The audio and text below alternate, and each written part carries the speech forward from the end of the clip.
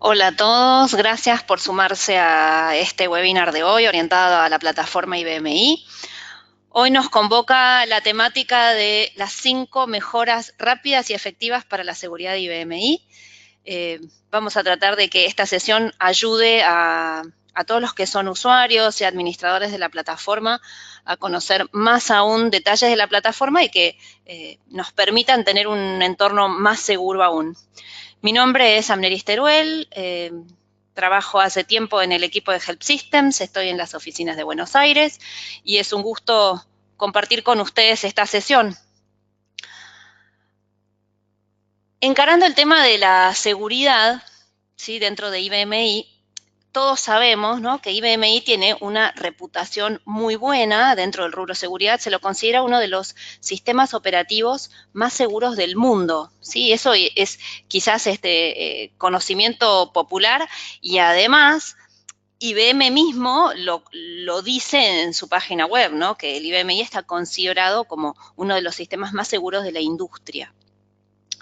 Ahora bien, frente a esta afirmación, ¿sí?, nosotros nos atrevemos a decir, bueno, pero seguro, ¿no? Seguro quiere decir que lo enchufo y no tengo que configurar nada y ya es seguro. Y la verdad que la respuesta a esto es no.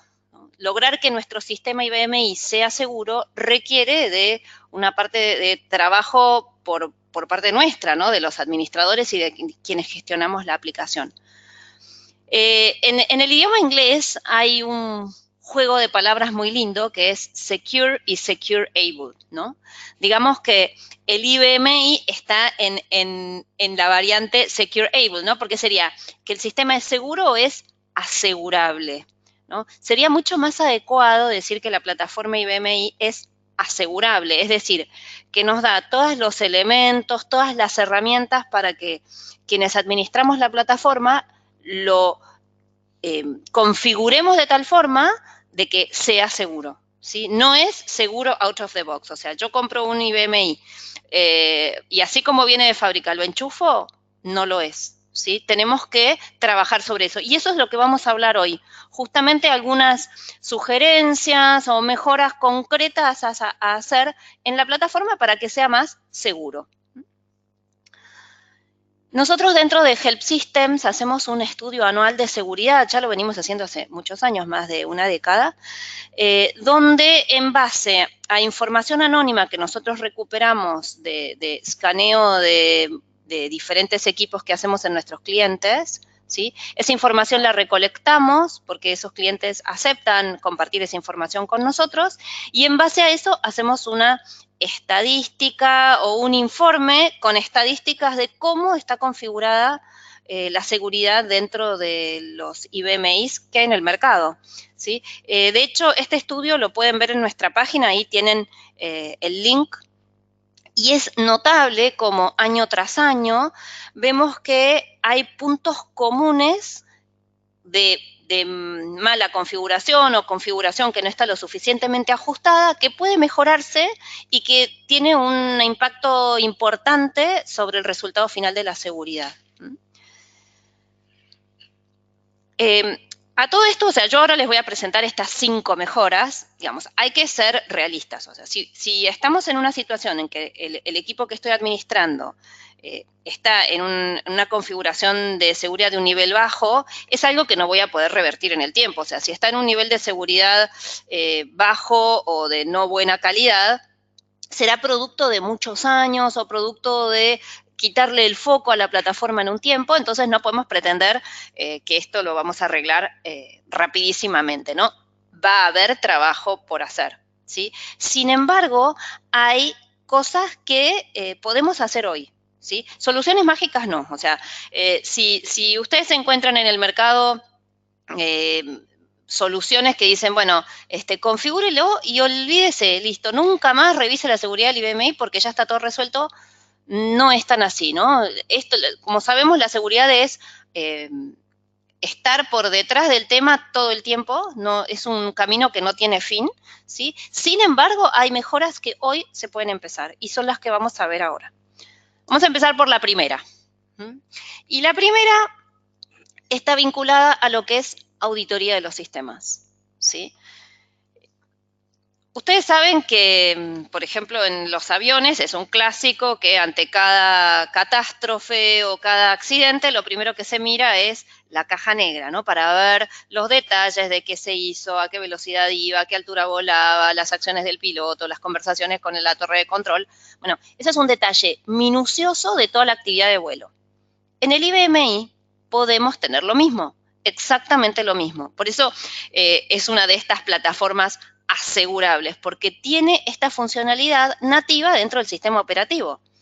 El único tema es que, como les decía al principio, hay que configurarlo, ¿sí? Por defecto, este Flight Recorder o esta caja negra no está activada.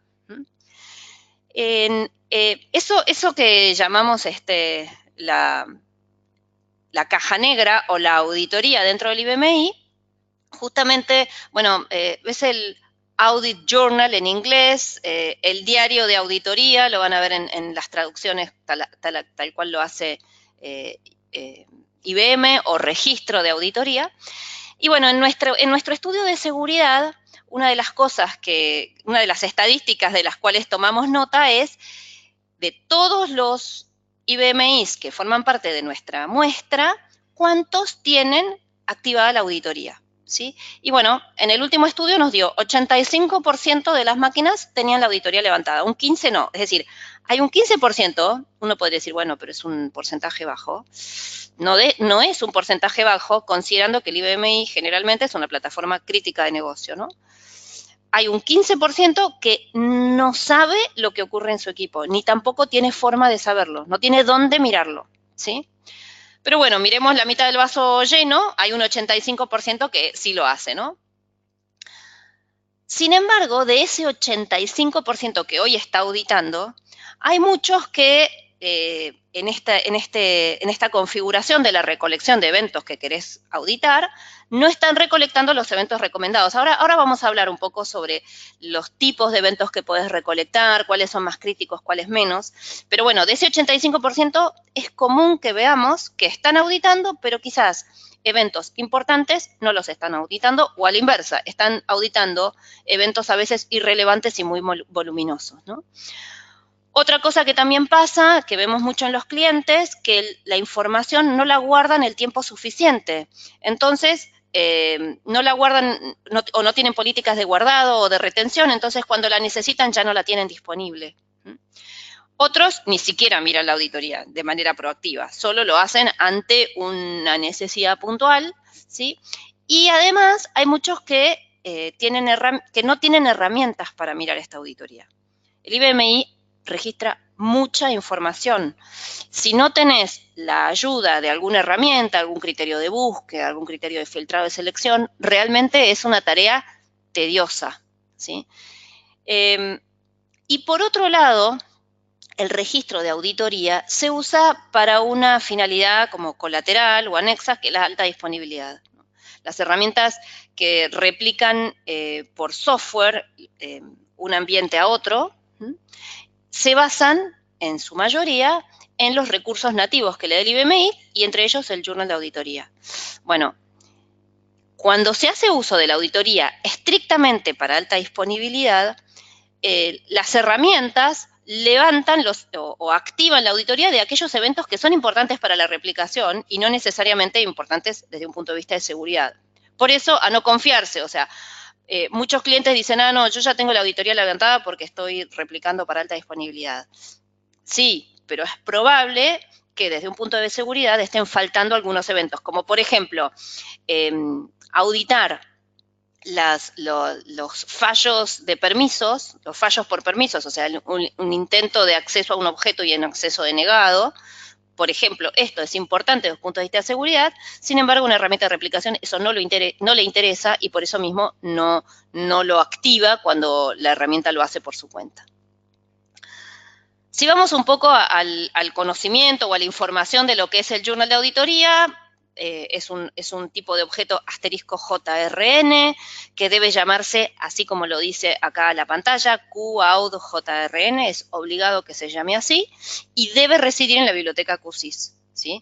Y hay que crearlo, o sea, si yo tomo un IBMI recién salido del horno, este objeto no existe, debo crearlo yo como administrador de seguridad. Y después hay que configurar una serie de parámetros y de atributos que se pueden hacer de manera aislada o se pueden hacer con este comando, el Change Security Auditing, que es un comando que asiste en la configuración de las diferentes partes de la auditoría. Pero vamos ahora a ir recorriendo estas partes que hay que activar cuando uno activa la auditoría. Lo primero que hay que mirar es un valor del sistema, el QAuth-CTL, ¿sí? QAuth Control. Este es un valor del sistema que actúa como si fuese una llave de luz, ¿sí? O on-off. Si tenés el valor asterisco none indicado en este valor del sistema, la auditoría está apagada, la llave de luz está cortada, ¿sí? Y después podés tener otros valores, es un valor del sistema multivaluado, ¿no? Si tenés el valor asterisco AUD LBL, significa que tenés en on lo que es la auditoría a nivel sistema. Si tenés OBJAUD, que pueden estar juntos, o sea, puedes tener ambos valores activos o uno solo de ellos, el OBJAUD activa la auditoría a nivel objeto, ¿sí? Y otro valor que también se puede informar y que es un valor realmente sugerido es el asterisco no QTemp, que es indicarle al sistema operativo que no audite las actividades personales que cada trabajo hace sobre su biblioteca temporal. Porque las bibliotecas temporales no trascienden a otros trabajos, son únicas de un trabajo. Generalmente hay mucha actividad sobre esas bibliotecas y no tiene casi sentido auditarlas. Entonces es un valor que se recomienda.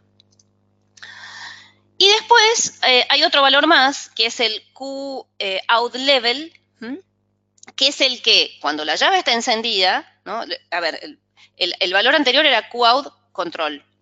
Este es QOutLevel, o sea, el nivel de auditoría. Es decir, que cuando tenés el valor anterior activado, la llave de luz encendida, ¿qué nivel de auditoría querés? ¿No? Y acá es donde empiezan a jugar la granularidad de información que vas a recolectar. Hay dos valores del sistema, el QOutLevel y el QOutLevel 2, porque inicialmente existía el QOutLevel, que también es un valor del sistema multivaluado, pero que tenía, no me acuerdo qué cantidad, pero algo así como 10 o 12 valores posibles que uno podía sumar, pero como hay más variedad, IBM agregó el QOutLevel 2 como complemento cuando no te alcanza el primero.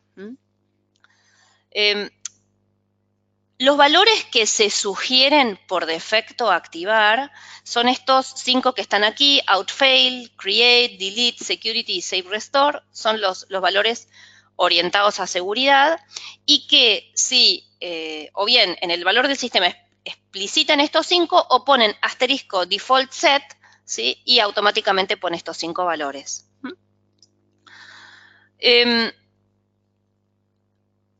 Nosotros cuando nos plantean, bueno, pero ¿qué pongo los valores en el QOutLevel, en el QOutLevel 2? En realidad es libre. Piensen que es como si fuese un solo valor del sistema que se concatenan, entonces lo que pongan en uno y si ponen parte en el otro se suman, o sea, no hay problema en cuál de los dos se especifican. Sin embargo, una buena práctica, más que nada de orden o de prolijidad, es poner en el QOutLevel el valor asterisco OutLevel 2, ¿sí? Y eso quiere decir, vayan a mirar el otro valor del sistema para saber que se está auditando y poner los valores ahí. Recién cuando el QOutLevel 2 se completa, empezar a completar valores adicionales en el primero. Sugerencia, nada más de buena práctica, pero no tiene consecuencias concretas en el impacto sobre cómo estoy auditando. En lo que respecta a la información de auditoría y los contenedores, ¿sí? Se guardan en Journal Receivers, receptores de diario en la traducción al español, ¿sí? Los receptores de diario son un tipo de objeto propio del sistema operativo, el asterisco JRN RCB, el Journal Receiver, ¿sí? Son unos tipos de objetos muy protegidos, solo manipulados por el sistema operativo, o sea, el sistema operativo escribe ahí la información y no hay forma de quitar lo que escriba, lo que le da la garantía de que es un log confiable, ¿sí?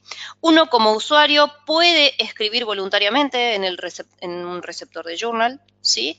Hay un comando que es send journal entry, donde uno puede voluntariamente escribir en el receptor de journal, ¿sí?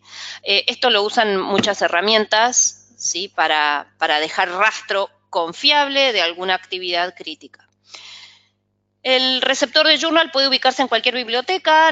Uno lo que hace normalmente es genera el primero, ¿no? Le das un nombre específico y en la biblioteca que quieras y lo conectas a un receptor, en este caso el journal de auditoría.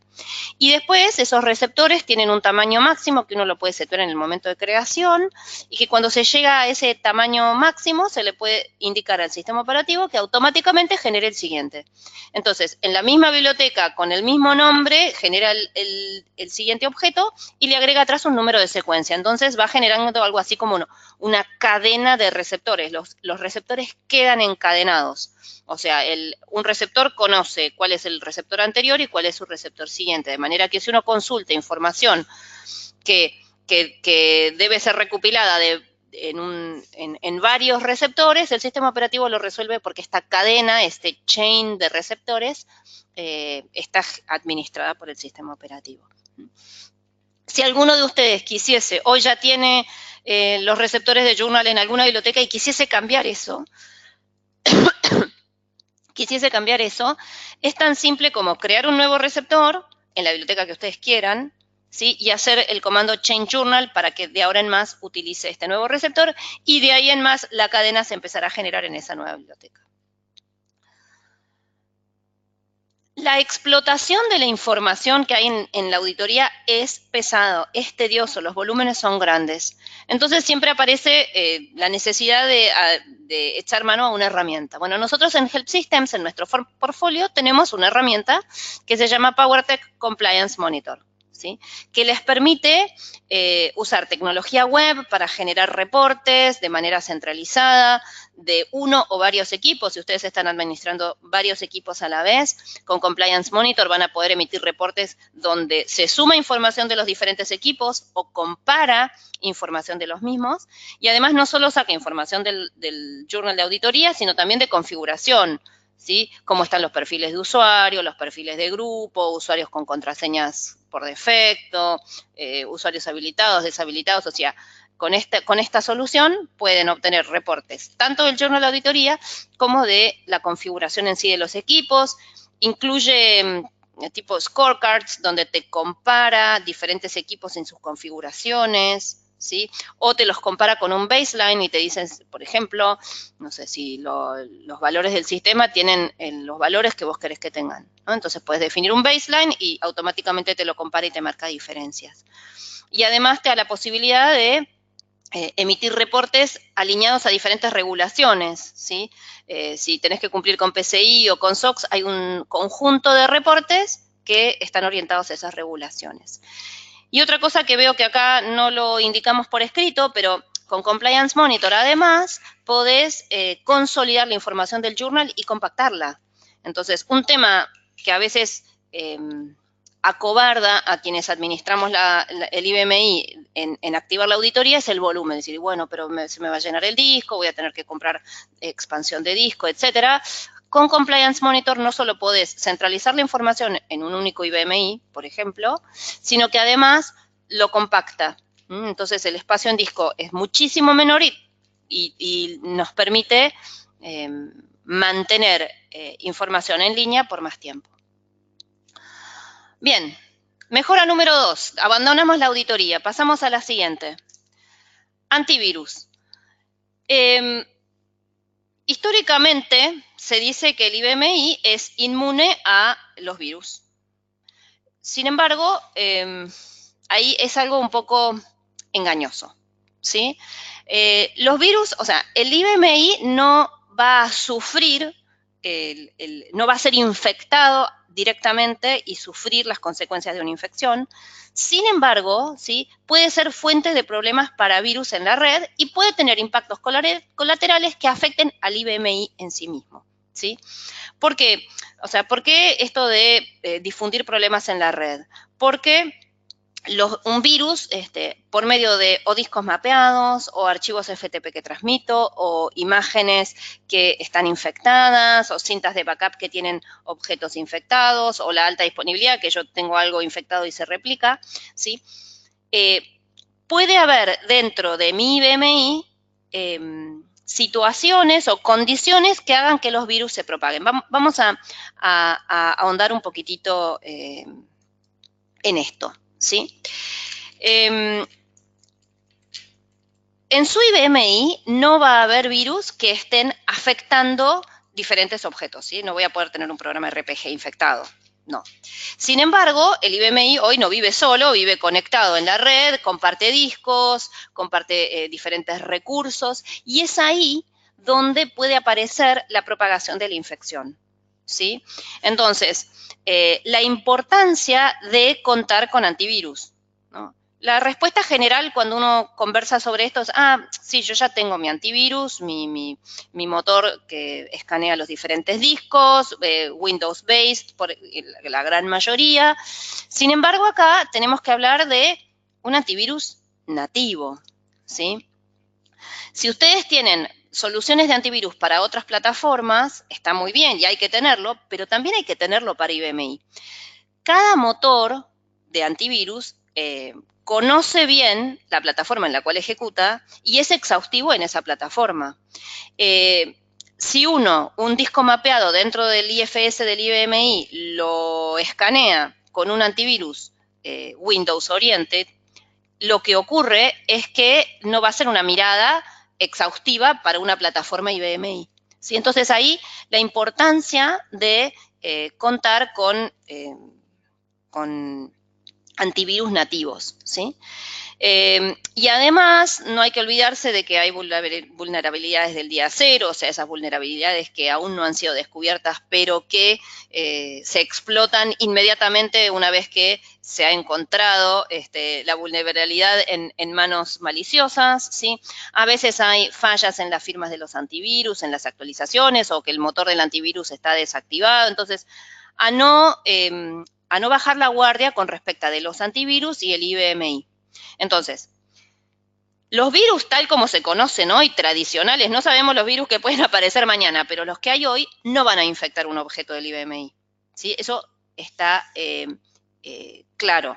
Sin embargo, no quiere decir que no haya virus. O sea, IBM jamás dijo que el IFS fuese inmune a los virus. El IFS es el Integrated File System, ¿no? La forma en que el servicio o la funcionalidad que el IBMI nos da para compartir todo lo que sean carpetas y objetos para compartir con el resto del entorno donde el IBM trabaja. Bueno, ese ambiente compartido, el IFS, no es inmune, ¿sí? De hecho, ya hace mucho, en el 2004, con la versión 5.3 del sistema operativo, IBM incorporó en el sistema operativo controles integrados antivirus, o sea, con lo cual ya nos está dando la pauta que IBM mismo dice, sí, o sea, la plataforma puede sufrir consecuencias de un virus, ¿no? Y básicamente lo que funcionalmente nos provee el sistema operativo es la posibilidad de escanear. Sin embargo, el IBMI carece de una herramienta propia de escaneo. Lo que nos da el sistema operativo es la posibilidad de conectar un motor de antivirus dentro de su esquema de trabajo, ¿sí? IBM no es una empresa que se especializa en antivirus, por eso creemos que no está involucrado en este tema, ¿sí? Sin embargo, nos deja todas las herramientas para hacerlo. El mercado del antivirus es un mercado muy volátil, muy dinámico, hay que estar mucho en el tema, y por eso, bueno, deja el lugar. Entonces, si bien los virus no pueden ni infectar ni encriptar las estructuras nativas, ¿sí? O sea, en el IFS, por ejemplo, yo tengo la posibilidad de ver la QSIS, ¿no? Si ustedes ponen qsys.lib, pueden ver los objetos. Sin embargo, el sistema operativo tiene una protección que, por ejemplo, bueno, infectar no lo van a poder infectar porque los tipos de objetos no son infectables, ni tampoco te permite encriptar porque el sistema operativo protege esta acción, con lo cual si hubiera un ransomware que tiene un estilo de encripción, no lo podría hacer, ¿sí? Sin embargo, la consecuencia que podría ser es que haya un virus activo que sus acciones colaterales afecten, como por ejemplo redenominar o eliminar objetos, ¿sí? Los ransomware en muchos casos, cuando no pueden encriptar, borran o redenominan. Borrar o redenominar es afectar directamente la disponibilidad. Conocemos un cliente que sufrió un tipo de ataque en el cual sufrió eliminación de objetos de la QSIS, todos a través del IFS. En una prueba de infección que hicimos dentro de Help Systems, tenemos una solución de antivirus nativa. Bueno, una vez que corrimos un scan en un cliente, fíjense la cantidad de virus que encontró dentro de un solo search, casi 250.000, ¿sí?, de objetos infectados. Así que a tenerlo en cuenta, ¿no? Y no olviden que la diferencia entre usar un antivirus nativo y un antivirus no nativo es que el nativo tiene una integración full entre el motor y el IBMI. O sea, ¿por qué? Porque hace uso de los valores del sistema y de los exit points para llevarlo adelante. ¿Cómo funciona un motor nativo de antivirus? Hace uso de los exit points y de ciertos valores del sistema que tienen que estar seteados de determinada forma. Entonces, cada vez que se abre un archivo en el IFS, nativamente se ejecuta un control que verifica si está infectado el objeto antes de abrirlo o al cerrarlo, ¿sí? Esto es, un antivirus nativo es tiempo real, mientras que si fuese un antivirus no nativo, de otra plataforma, no lo va a hacer en tiempo real, sino que serán escaneos periódicos, ¿sí? Así que, bueno, a echarle un ojo a este punto. Dentro de lo que es el portfolio de Help System, tenemos un antivirus nativo disponible para ustedes, nos lo dicen. La base de firmas que usa es la de McAfee, tenemos una alianza estratégica ahí con ellos, así que perfectamente se pueden integrar, ¿no? Entonces, el plan de acción, si ustedes están interesados en poner un antivirus, bueno, compren el software del antivirus, ¿sí? Decidan cuándo van a hacer un escaneo, si van a hacer o no escaneo en tiempo real, lo deseable sería que así sea, y que pongan escaneos planificados, ¿sí? Masivos, por las noches o cada X cantidad de tiempo, conectar con los exit points, usar los valores del sistema que son el QScan FS y el QScan FS Control, planificar las actualizaciones de las firmas y listo, y ya está. El resto se encarga el sistema operativo. Mejora número 3. Tema permisos de comandos, ¿sí? Cuando uno habla de permisos en general, tiende a pensar en los permisos de los objetos, de las bases de datos, ¿sí?, de las aplicaciones. Sin embargo, vamos a poner una mirada a los permisos de comando que, ¿por qué? Porque quizás es la parte que menos se mira, ¿sí? Es común tener protección de la biblioteca donde tenemos los datos productivos y está muy bien y así tiene que ser. Sin embargo, no hay que olvidar esta parte y acá, bueno, algunas mejoras sugeridas rápido. Para que un usuario pueda ejecutar comandos, se tienen que dar alguna de estas dos condiciones.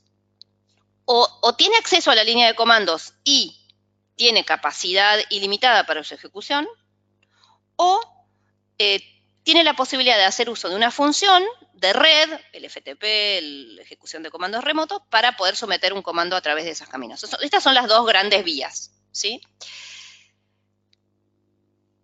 La disponibilidad o mejor dicho, la visibilidad de la línea de comandos es muy común verla restringida a través de menús, ¿sí? Donde yo al usuario le doy la pantalla verde con sus puntos de menú, no le doy acceso a la línea de comandos. Sin embargo, esta quizás es una estrategia un poco pasada de moda, fue muy buena en sus inicios, ¿sí? Pero con la conectividad y la integración y la aparición de muchos servicios, este estilo va quedando un poco escaso o flaco, digamos, ¿no? O débil. Cuando uno tiene acceso a la línea de comandos desde la pantalla verde, ¿sí?, por más que tenga visibilidad, también hay que tener capacidades ilimitadas, ¿sí? ¿Y de qué trata esto de las capacidades ilimitadas? Es un atributo del perfil de usuario, ¿sí? Cada perfil de usuario tiene este atributo, Limit Capabilities, que si está en no, significa que puedo hacer, una vez que tenga acceso a la línea de comandos, puedo hacer cualquiera, ¿sí? Lo que se recomienda es que si los usuarios finales van a estar restringidos por menús o por ciertas aplicaciones cliente-servidor, con lo cual no tienen por qué tener acceso o aplicaciones web, ¿no? Que no tienen por qué tener acceso a la emulación directamente indicarle limit capabilities yes. ¿Sí? Y con esto nos estamos asegurando de que por lo menos si en algún momento tuvieran acceso a la pantalla verde, no pudiesen ejecutar comandos. Y por otro lado, hay otro valor que está un poquitito oculto, que es un atributo de los comandos. Cada comando, ven aquí está los parámetros del change command, cada comando tiene este atributo que es allow limited users, que significa si a este comando dejas que lo ejecuten usuarios que tengan indicado el uso limitado de comandos, ¿no? Porque lo que podría ocurrir es que alguien explícitamente quisiera dar lugar a que se ejecuten 2 o 3 comandos específicos. Bueno, este es un camino. Sepan que este parámetro existe y viene seteado por defecto en no, ¿sí? Salvo algunos comandos, por ejemplo, el sign off, acá en este parámetro tiene yes, ¿sí?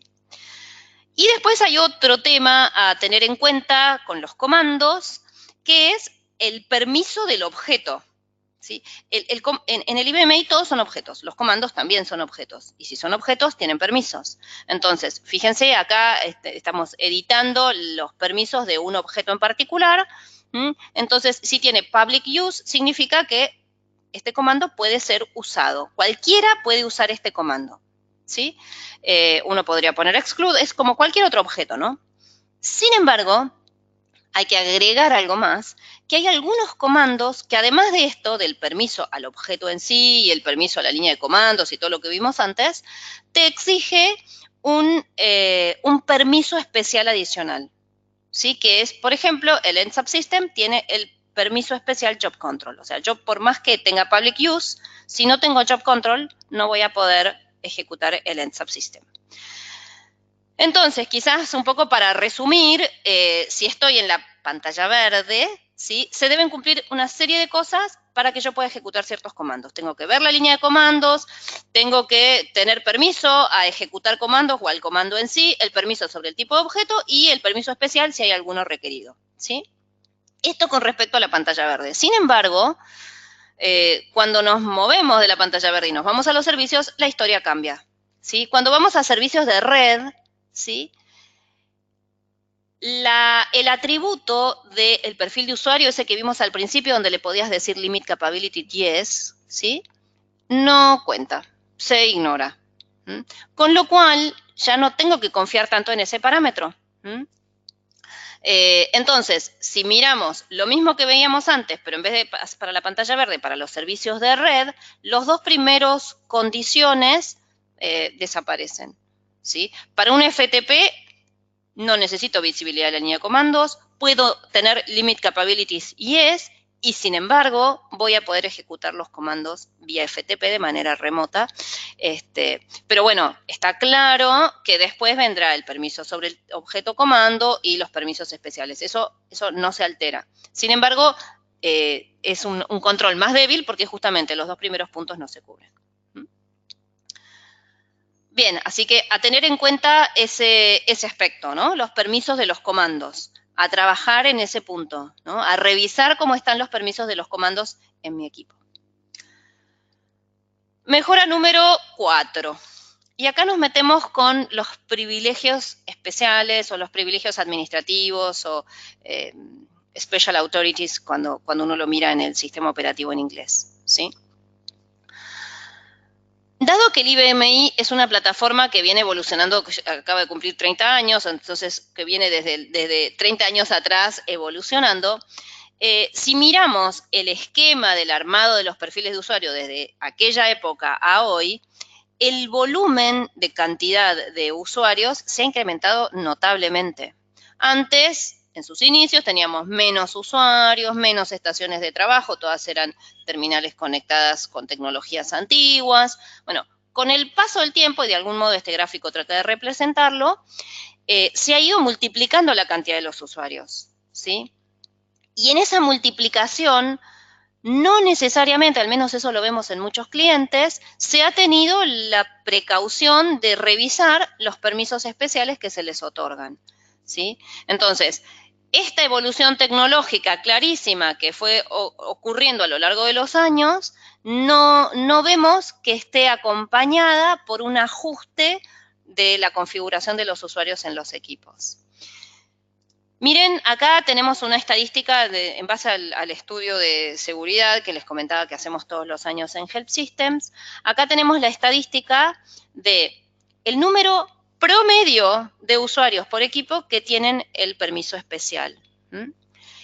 Fíjense, por cada uno de los servicios especiales, que son 8, lo que se recomienda es que no sean más de 10, que está representado por esa línea horizontal verde.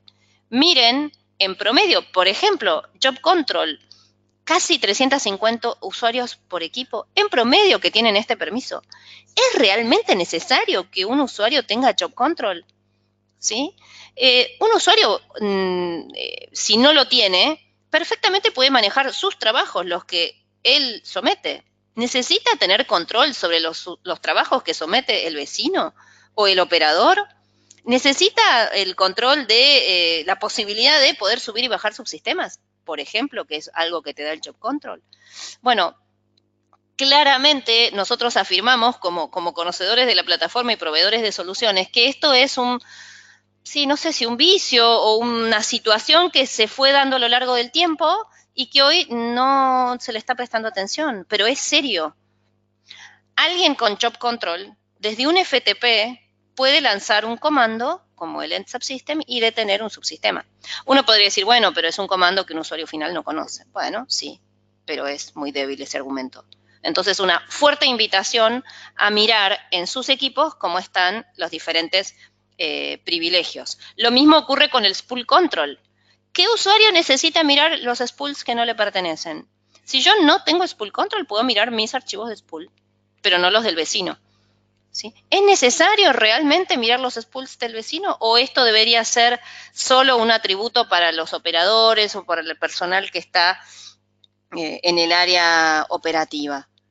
Bueno, y ni hablar del all object, que es la llave al reino, donde con esa llave entro a todos lados, ni hablar del administrador de la seguridad, ni hablar de la auditoría, donde con el permiso audit puedo prender o apagar la auditoría del sistema.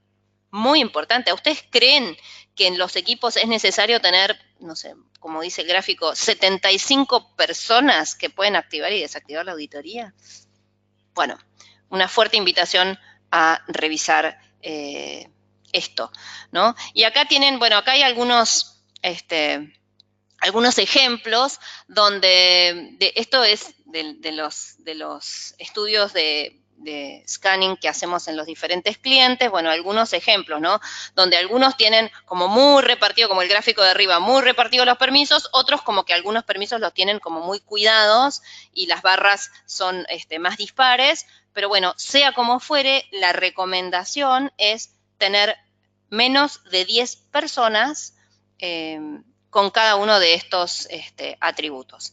¿Cómo identificar quiénes tienen estos privilegios? Bueno, hay un comando que es el print user profile, donde ustedes pueden saber clarísimamente quiénes tienen este permiso.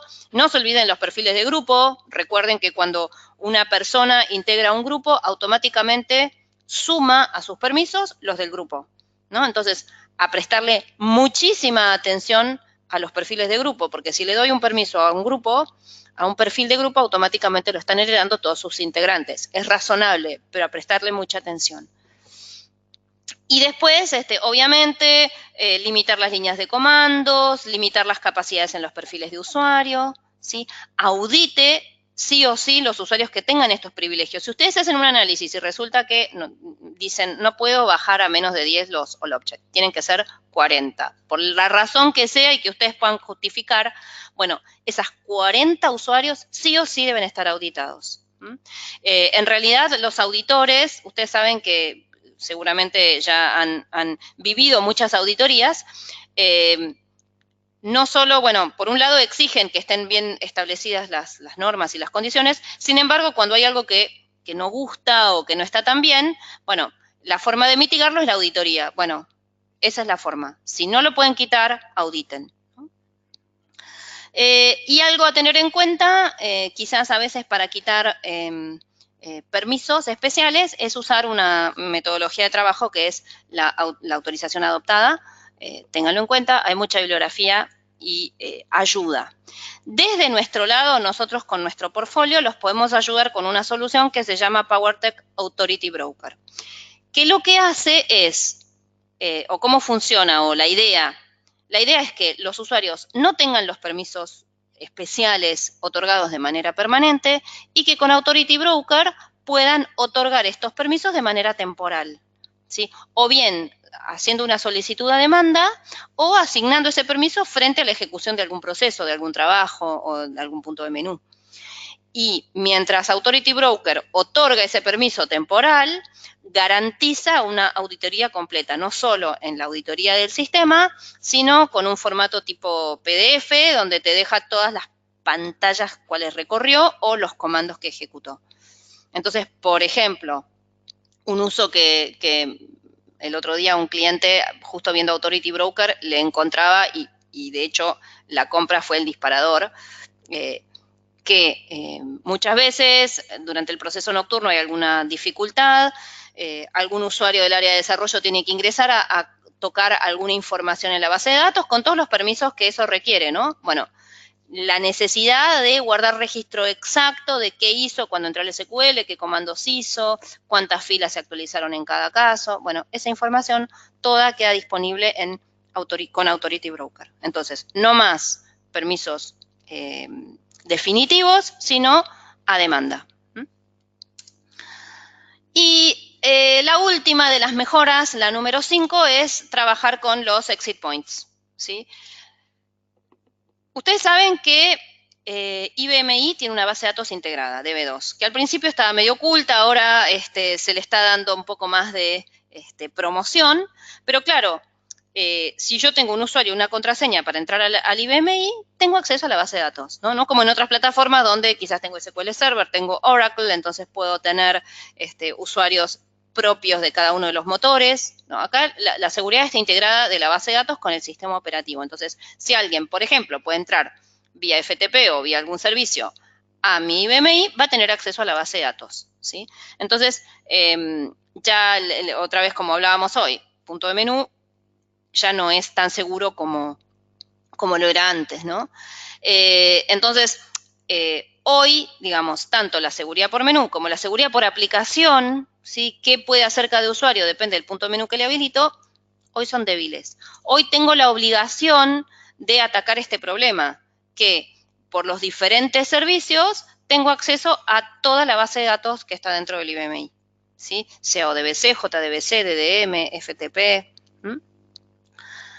¿Cómo protejo esta información dentro de mi IBMI? Haciendo uso, otra vez, de un recurso que me da el sistema operativo, que son los exit points y los exit programs. Acá pasa algo parecido a lo que pasaba con el antivirus. O sea, así como en el antivirus IBM me daba todos los caminos para poner un antivirus nativo de algún otro proveedor, acá pasa lo mismo. Me ofrece los exit points, ¿sí? Para que sobre eso se pongan los controles para estos servicios, ¿sí? IBM tiene más o menos 25 exit points que están dedicados a la temática de los usuarios accediendo desde el exterior, ¿sí? Los exit points no dejan de ser interrupciones del sistema operativo que se van a invocar al momento en que aparezca alguna petición. Y el uso que se le da a los exit points en general son dos. Uno de auditoría, ¿no? Entonces, por ejemplo, si yo conecto un exit program al exit point del FTP, entonces puedo, por ejemplo, auditar cada vez que alguien se conecta, los comandos que hace a través de FTP, etcétera, ¿sí? Si no lo hago a través de los exit points, la auditoría del sistema, lo que veíamos en el punto 1 al principio, si bien deja toda la información registrada, no llega al nivel de granularidad de qué comandos se hicieron por FTP, por ejemplo. Sí me va a decir que un archivo se copió, que un archivo se borró, ¿sí? Pero no voy a tener con exactitud el detalle de la transacción FTP. Sí lo puedo hacer con un exit point. Y el otro uso que se le da es de control, porque los exit points, además de auditar, me permiten decir si la transacción pasa o no pasa, ¿sí? ¿La permito o no lo permito? Es como si fuese un policía en la puerta del servicio que se quiere prestar. Obviamente, si se deja pasar la transacción, no necesariamente va a ser exitosa, dependerá luego de toda la seguridad del sistema operativo que viene por detrás, ¿sí? Pero es un firewall, es el último punto de control donde podés decir pasas o no pasas.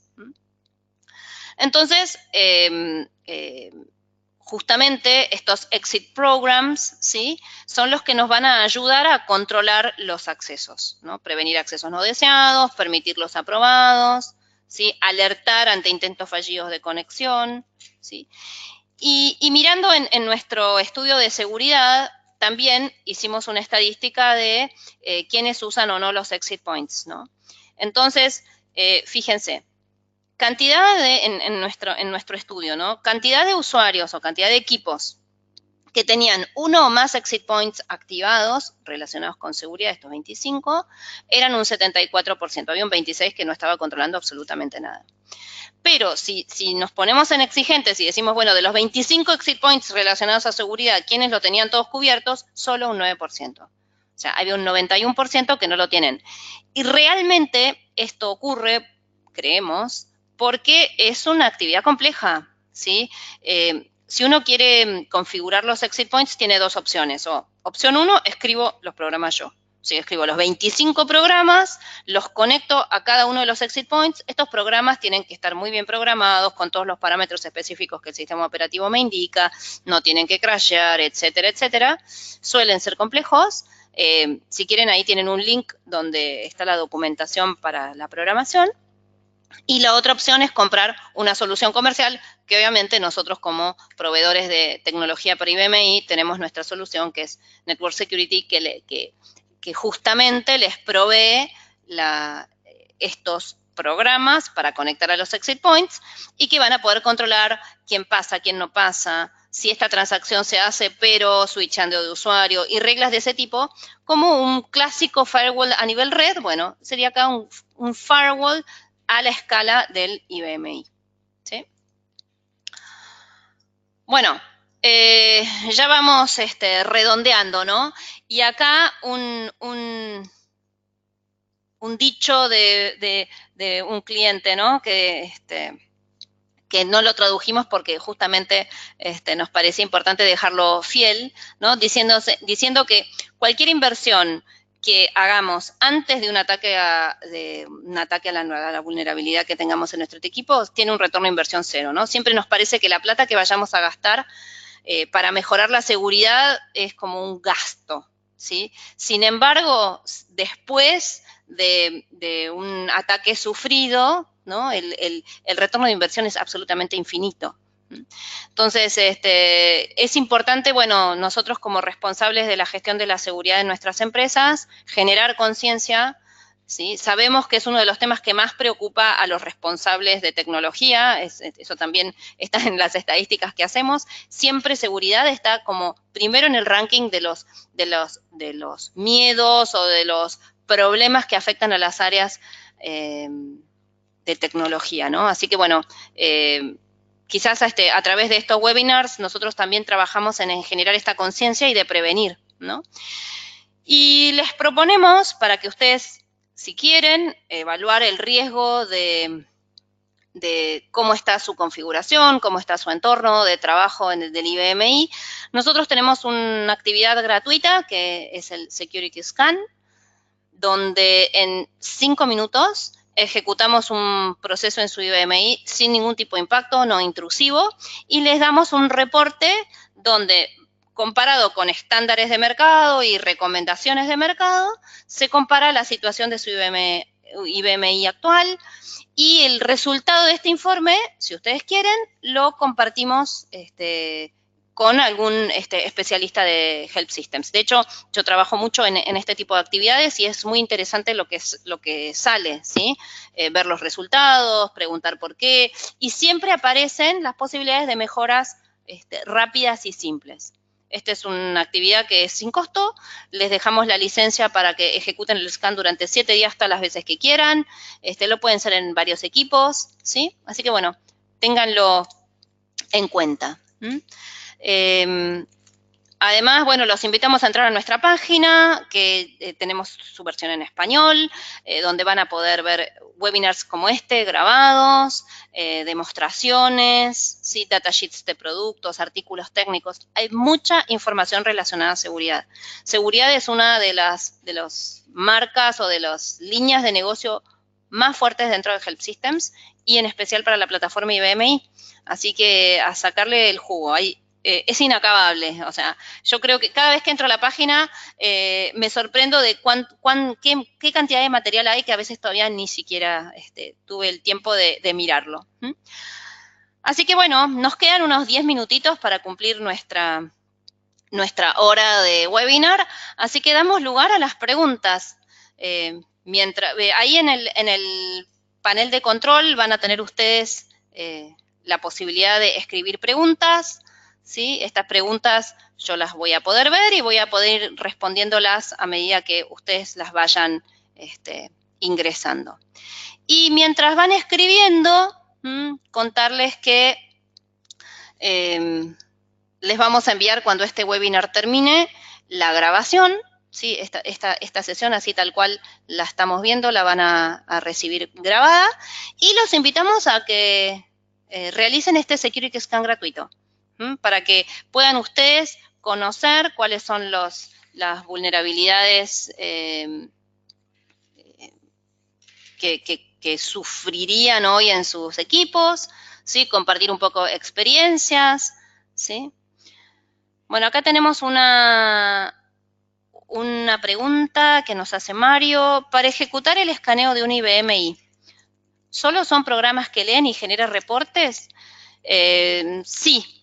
O sea, les digo cómo funciona. Es un ejecutable que uno instala en su PC, entorno Windows, y cuando lo ejecuta lo que abre es una sesión FTP contra el IBMI que ustedes definan, ¿sí? Y en esa sesión FTP restaura una biblioteca pequeña en el IBMI, ejecuta ciertos procesos para tomar la información, devuelve la información a la PC y elimina todo lo que haya creado en el IBMI, ¿sí? Así que no deja objetos ni rastros sobre el IBMI, no es intrusivo, no exige ni objetos dedicados, ni bloquea información, pueden hacerlo en cualquier momento del día que no hay consecuencias, ¿sí? Y después en su PC ya les queda el informe. Después, otra pregunta que nos hace Julio César. ¿El IBMI cuenta con auditoría para la consulta de datos? El IBMI maneja en dos ambientes diferentes lo que es la auditoría de datos de la auditoría a nivel sistema, ¿sí? Hoy todo lo que yo estoy hablando es la auditoría a nivel sistema. Sin embargo, la auditoría de datos se maneja tecnológicamente de una manera parecida, se usa un journal, se usa un receptor de journal, pero se activa la auditoría por cada uno de los archivos o las tablas que vos tengas, ¿sí? Entonces, la respuesta a tu pregunta es sí, el IBMI puede auditar la transaccionalidad sobre las tablas, ¿sí? Solo tenés que activarlo. Y es increíblemente rica la información. Te da el detalle del registro anterior, del registro posterior, podés poner, bueno, ahora hay muchísimas funciones nuevas dentro del DB2 donde podés poner registro histórico de los cambios, podés llevar una historia de los cambios, por ejemplo, de determinado campo que te interese tener historia, entonces te va a mostrar toda la historia de los cambios que sufrió un registro en particular y un campo en particular, bueno, gran cantidad de funcionalidad a nivel de B2. Otra pregunta, una pregunta desde España que me hace José. No me quedó claro cómo se auditaban los comandos y si, por ejemplo, el Security Scan podría analizar los logs de otras aplicaciones como un web server. A ver, yo no hablé de auditoría de comandos hoy, por eso quizás no fui clara. Hoy lo que traté de conversar con ustedes eran los permisos, el nivel de seguridad de los comandos, ¿sí? Con respecto a la auditoría de los comandos, Eso se pueden auditar tanto a nivel objeto como a nivel usuario, y para un perfil de usuario, por ejemplo, vos podés indicar que se auditen todo lo que hace. Entonces, desde que da sign on hasta que da sign off, todo comando que ejecute queda también en el journal de auditoría. Es una entrada dentro del journal de auditoría, entrada tipo CD. Así que es un atributo que vas a tener que cambiar en el usuario, ¿sí? Es change user auditing, change USR AUD, y ahí le podés indicar que querés auditar sus comandos, ¿sí? Y en el Security Scan, analizar los logs. Inicialmente el Security Scan es un scan genérico, no necesariamente toma logs puntuales. Si necesitas esa ayuda de auditoría de esta información, tenemos un área de servicios profesionales que se dedica mucho a ese punto, ¿sí? Muchísimas gracias a todos por participar. Les pido disculpas, hubo ahí un gap de audio. Si tuviesen más preguntas, por favor nos hacen llegar las preguntas o por correo, o si llegan a quedar preguntas sin contestar dentro del chat, las podemos responder a posteriori. Y bueno, los invitamos a que soliciten un Security Scan. Va a ser de mucho placer hacerlo juntos y que podamos cada vez conocer más esta plataforma. Chao y hasta el próximo evento.